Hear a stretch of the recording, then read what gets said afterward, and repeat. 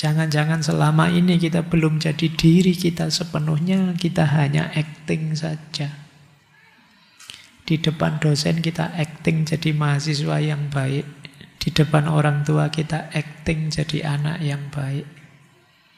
Tanpa kita paham maknanya, tanpa kita sadar sepenuhnya tentang apa yang kita lakukan itu. Krisis eksistensial. Kalau krisis eksistensial itu gambarannya begini. Batin kita yang goncang ketika kita mempertanyakan makna, tujuan, nilai keberadaan kita. Krisis ini isinya adalah pertarungan antara aku yang hidup dan untuk apa aku hidup.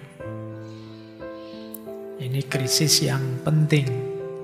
Para filosof seperti Søren Kierkegaard, yang Paul Sartre, Viktor Frankl menggambarkannya sebagai momen kesadaran yang menyakitkan namun menentukan.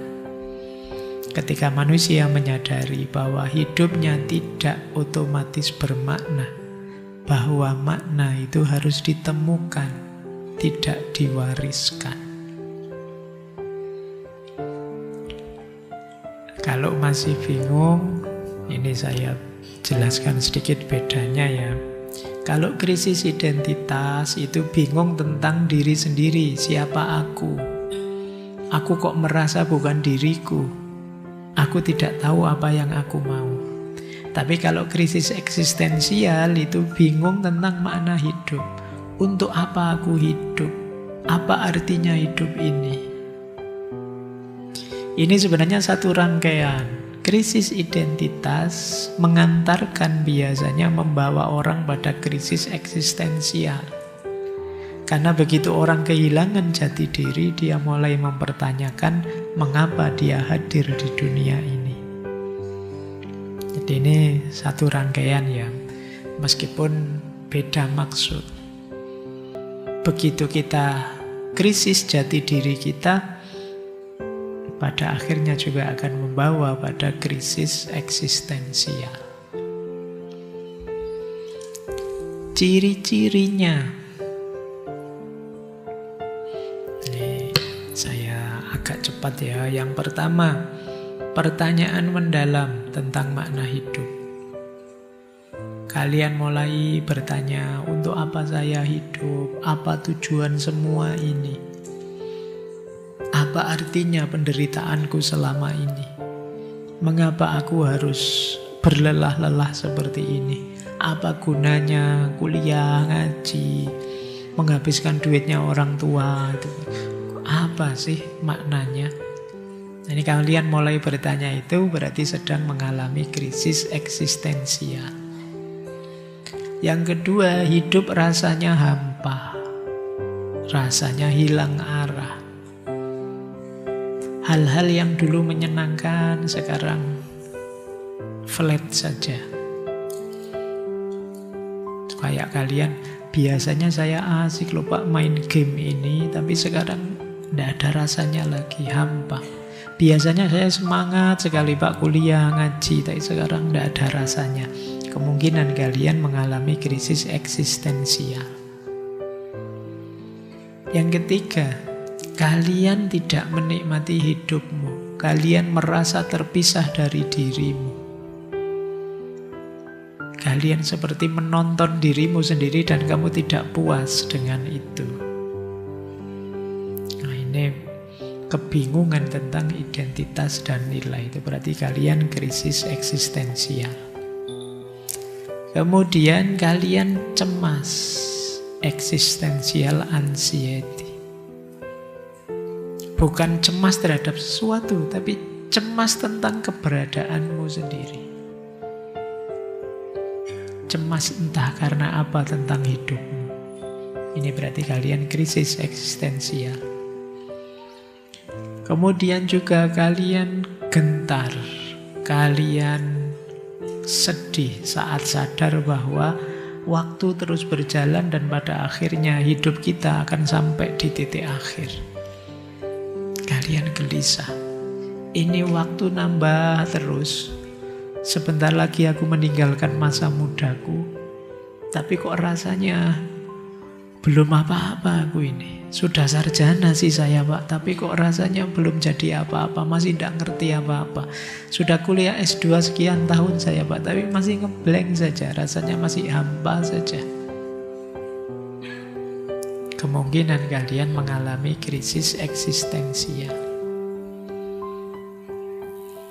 Kemudian kalian merasa muak dengan dirimu sendiri yang penuh topeng. Kalian ingin jadi dirimu. Mungkin kemarin ada banyak topengmu, topeng prestasi, topeng pekerjaan, topeng status. Yang sekarang menurutmu tidak penting lagi. Ngapain aku harus acting seperti itu? Jangan-jangan selama ini kita belum jadi diri kita sepenuhnya, kita hanya acting saja. Di depan dosen kita acting jadi mahasiswa yang baik. Di depan orang tua kita acting jadi anak yang baik. Tanpa kita paham maknanya, tanpa kita sadar sepenuhnya tentang apa yang kita lakukan itu. Itulah krisis eksistensial. Nah, ini jauh lebih dalam. Kalau tadi identitas, sifatnya luar diri, hubungan dengan luar. Kalau ini sudah sangat ke dalam. Ayo kita tengok sebentar pendapatnya para filosof ya. Ini hampir semua sudah pernah kita bahas. Yang pertama Kierkegaard. Kata beliau, krisis itu terjadi ketika manusia terlalu sibuk dengan dunia, melupakan sisi rohani spiritualitas dirinya. Padahal dimensi eksistensial manusia itu berhubungan dengan Tuhan. Jadi krisis terjadi karena kita terlalu sibuk dengan dunia, tidak lagi terhubung dengan Tuhan. Kita hanya ikut arus orang lain. Ini Kierkegaard. Yang kedua, Sartre. Yang Paul Sartre. Kata dia, krisis itu terjadi karena manusia dikutuk untuk bebas. Jangan dikira kebebasan itu membahagiakan. Kebebasan itu menakutkan. Kita hidup ini tidak paket jadi. Kita harus memutuskan, milih, kemudian menjalankan sesuai pilihan kita dan siap menanggung resikonya. Dan itu mengerikan kalau di Sartre. Jadi terus kita cemas, kita takut jangan-jangan saya salah milih. Kok ya berat harus nanggung akibatnya. Nah, di sini terjadi krisis eksistensial. Makna hidup ini harus kita buat, kita bentuk. Nanti kalau kita salah memberi makna, ada efeknya apapun, kita harus siap menanggung. Dan ini tidak enak. Lebih enak kan paket jadi itu ya wis pokoknya begitu, tinggal dijalani. Tapi manusia kan tidak. Maka kata Sartre kan manusia dikutuk untuk bebas. Kebebasan itu kutukan. Karena begitu kita diberi kebebasan, berarti kita harus milih sendiri, menentukan sendiri hidup kita. Berarti juga kita harus siap menanggung apapun efeknya. Dan ini berat. Disinilah krisis eksistensial. Ada lagi kamu. Dulu pernah kita bahas beliau tentang absurdnya hidup ini. Hidup ini memang absurd, kata kamu. Kita mencari makna kemana-mana dan dunia tidak memberi kita makna. Dunia diam saja. Pasnya gimana kita juga tidak tahu. Kan nanti ada ilustrasinya Sisyphus yang mendorong batu ke puncak bukit, terus dijatuhkan lagi, didorong lagi ke atas. Hidup itu seperti seabsurd itu. Jadi itu krisis. Kita mencari makna, mengejar makna untuk jatuh pada absurditas. Kalian kuliah demi gelar misalnya, demi ijazah, yang ijazah itu untuk mencari pekerjaan, tapi toh tidak ada jaminan kalau kamu punya ijazah, punya gelar, dapat pekerjaan. Kalian mencari pasangan terbaik yang kalian mampu, dengan asumsi kalau sudah punya pasangan, hidup lebih tenang, lebih bahagia. Tapi siapa berani menjamin hidupmu lebih bahagia kalau punya pasangan? Tapi siapa juga berani menjamin bahwa kamu lebih bahagia kalau sendirian? Hidup ini seabsurd itu kalau ikut kamu. Serba ndak mesti, ndak ada kepastian satupun. Jalannya terus gimana? Ya kata kamu, mari kita bayangkan Sisyphus itu bahagia. Itu saja sudah. Maksudnya dia apa? Cara satu-satunya untuk kita tetap bahagia menghadapi absurditas, kita terima absurditas itu. Jadi kalau kalian tiba-tiba sudah menikah, kok ternyata lebih pahit kayak gini ya, yo itulah hidup absurditas. Itulah absurdnya hidup, nikmati saja. Nah, menerima absurditas. Oke, tapi kan itu ndak enak. Ayo, mungkin memang ndak enak, tapi kamu ngambil jalan yang berbeda pun juga ndak mesti enak. Kita tidak tahu pastinya kemana. Jadi satu-satunya jalan ya menerima absurditas. Itu kamu. Nanti ditambahi oleh Viktor Frankl. Dulu pernah kita bahas juga beliau. Dengan logo terapinya. Kata Frankl, tidak usah khawatir. Bahkan dalam penderitaan yang paling pahit sekalipun, manusia masih bisa menemukan makna. Kalau dia masih bisa menemukan makna, dia pasti akan bisa bertahan. Jadi, sepahit apapun, kayak beliau ini kan termasuk yang selamat dari pembantaian Nazi pada zamannya. Masih bisa survive. Dan beliau melihat banyak juga orang-orang lain yang survive. Kenapa bisa begitu? Meskipun mengalami tragisnya nasib yang luar biasa, karena masih punya makna. Sepahit apapun hidupmu, kalau masih punya makna hidup, kemungkinan kalian akan tetap bisa survive. Demi apa? Makna yang kamu pegangi tadi.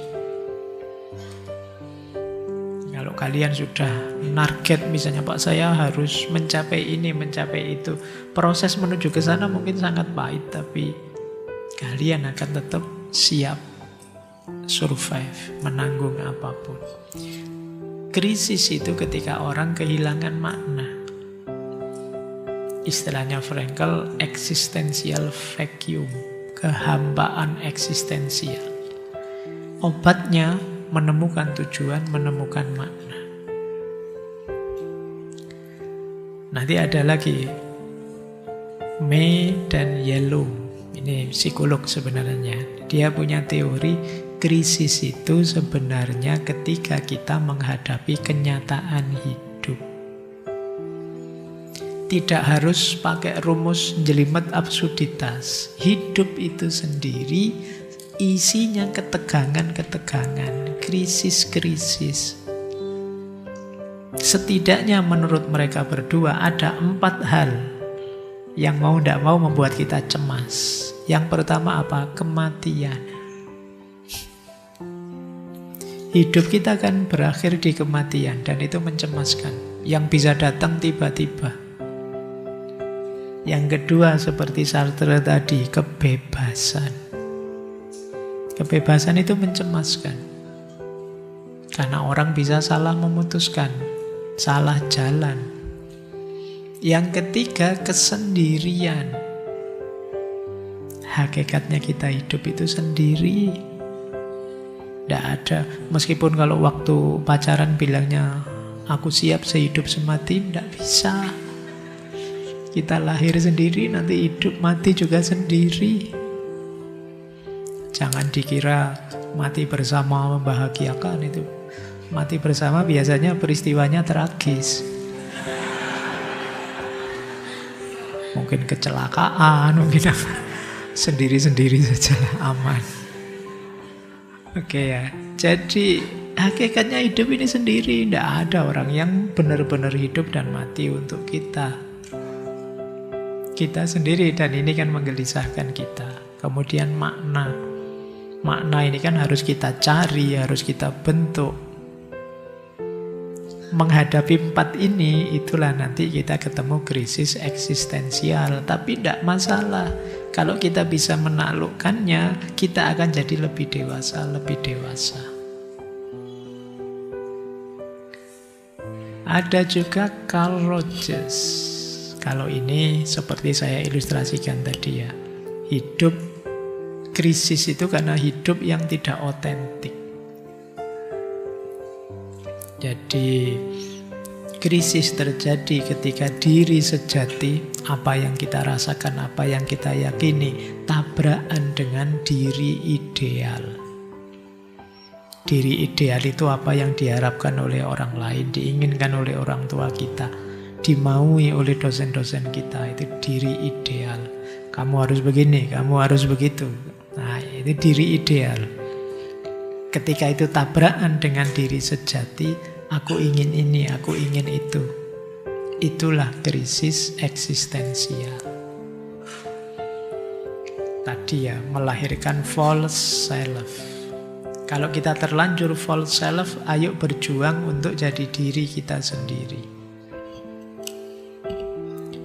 Baik, jadi ada beberapa filosof tadi ya, 6 filosof. Ini yang terakhir ini, 2 terakhir belum kita bahas, tapi 4 sebelumnya sudah kita bahas di ngaji filsafat. Ya kapan-kapan kita lanjutkan di tokoh-tokoh terakhir ini. Saya lanjutkan. Ada kalimat menarik dari Frankl. The existential vacuum manifests itself mainly in a state of boredom. Kehampaan eksistensial itu manifestasinya secara umum adalah kondisi kebosanan. Ini menarik kata Frankl. Orang yang mengalami krisis eksistensial, yang merasa hampa eksistensial, itu ciri utamanya sebenarnya bukan depresi, tapi kata dia apa? Kebosanan. Kayak kalian kalau bosan itu loh, jenuh itu loh kan, terus jadi males. Orang yang hampa eksistensial itu males hidup. Bosan. Hidup kok gini-gini aja ya. Nah, itu bosan dengan hidupmu sendiri. Jadi kenapa bosan? Karena kamu tidak punya arah. Karena kamu tidak ada yang ditarget dalam hidup. Biasanya orang yang mengalami kebosanan ini terus mencari hal-hal semu untuk mengatasi kebosanannya. Misalnya nyari hiburan berlebihan. Nonton YouTube terus, Netflix tidak selesai-selesai. Nonton drama Korea, satu judul ganti judul yang lain, ganti judul yang lain. Kamu nyari hiburan terus-menerus, kemungkinan kamu sedang bosan dengan hidup. Atau konsumsi berlebihan, atau pencitraan berlebihan, atau target pencapaian-pencapaian dangkal. Di pencapaian dangkal itu ya entah apalah kamu target apa yang sebenarnya tidak penting sama sekali, tapi kamu tetapkan untuk dirimu. Setelah ngaji, saya harus maju duluan salaman yang paling nomor 1 dengan Pak Faiz misalnya. Padahal itu loh, ngapain kamu target wong yo, kamu kapan saja salaman yo bisa, ndak harus nomor satu juga bisa. Tapi kamu sering iseng kayak gini, mencari capaian-capaian dangkal. Entah apa, kalian ngerti sendiri ya, kamu sebutnya hal-hal remeh, hal-hal receh itu. Nah, kamu target. Itu kemungkinan kamu bosan dengan hidup yang sangat serius. Kenapa kamu bosan dengan hidup serius? Kamu hampa eksistensial. Pinginnya hiburan terus. Yang dicari komedi terus, dagelan terus. Nah, kemungkinan kamu lelah di hidupmu yang sejati. Tapi awas, kesenangan tidak pernah bisa menggantikan makna. Mungkin kamu terlena sebentar, tapi begitu selesai hiburanmu, ya kamu kembali ke problem nyata hidupmu. Banyak orang yang secara eksistensial hampa tadi, sibuk. Orang ini kelihatan sibuk luar biasa, dan kesibukan itu sebenarnya pelarian dia. Karena begitu dia tidak sibuk, dia harus menatap dirinya sendiri yang hampa. Dan dia tidak sanggup itu, maka seolah-olah dia tidak ada istirahatnya, sibuk terus. Termasuk orang yang hampa eksistensial kadang-kadang merasa kering secara rohani. Tidak bisa menikmati ibadah, kehilangan rasa, doa rasanya hambar. Hidup rasanya kok jauh dari Tuhan, itu kemungkinan eksistensial vacuum.